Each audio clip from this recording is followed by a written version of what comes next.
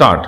अध्यक्ष महोदय मैं कल कह रहा था कि वित्त मंत्री जी ने जिस संदर्भ में यह बजट प्रस्तुत किया है और जिन परिस्थितियों की पृष्ठभूमि में वित्त मंत्री का भार संभाला है उस दृष्टिकोण से यदि इस बजट को देखें तो हम इस परिणाम पर पहुंचेंगे कि वित्त मंत्री जी ने निश्चित तौर पर ऐसा काम किया है जिसके लिए वे धन्यवाद के पात्र हैं। स्टॉप। उन्होंने देश की अर्थव्यवस्था को सुधारने के भार को लेकर उसमें सफलता प्राप्त करके देश की बिगड़ती हुई आर्थिक दशा को सुधारा। स्टॉप। पिछले वर्ष देश का उत्पादन बढ़ा है उद्योगों में सुधार हुआ है कीमतों में सुधार आया है हमारा आयात कम हुआ है और निर्यात बढ़ा है। स्टॉप। इस तरह से देश में एक नई आशा और विश्वास पैदा हुआ है। स्टॉप। इस वर्ष के बजट द्वारा भी उन्होंने पिछले वर्ष के कार्यक्रम को जारी रखने की कोशिश करने का प्रयास किया है। स्टॉप।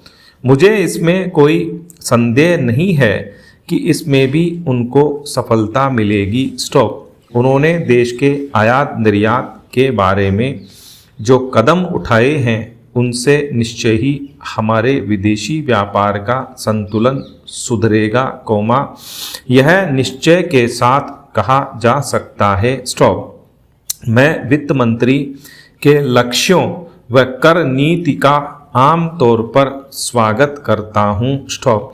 यद्यपि मैं मानता हूं कि इस कर व्यवस्था के द्वारा मध्य वर्ग पर बोझा पड़ेगा। स्टॉप। परंतु इस देश में हमें पंचवर्षीय योजनाओं को जारी रखना है इसलिए उस संदर्भ में हमें आर्थिक साधन जुटाने पड़ेंगे और ऐसी दशा में जो लोग इस देश में ऐसी स्थिति में हैं जो कष्ट उठाकर के भी कुछ दे सकते हैं उनको देश के लिए देना ही पड़ेगा। स्टॉप। पैरा। इसलिए वित्त मंत्री जी के इन कदमों का भी मैं स्वागत करता हूं परंतु साथ ही साथ मैं नम्रता पूर्वक यह अवश्य कहना चाहता हूं कि वित्त मंत्री महोदय ने किसानों पर जो भी नए कर लगाए हैं उनके ऊपर वे फिर सोचें। स्टॉप। मेरी मान्यता के अनुसार वित्त मंत्री द्वारा खाद पर जो कर लगाया गया है जो शुल्क लगाया गया है वह एक ऐसा कार्य है जिससे इस देश का विकास रुकने वाला है। स्टॉप।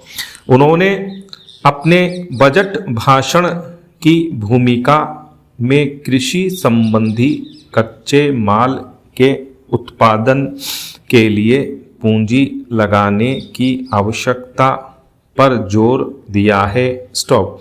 उनकी स्वयं की यह मान्यता है कि कृषि का उत्पादन बढ़ाना बहुत आवश्यक है।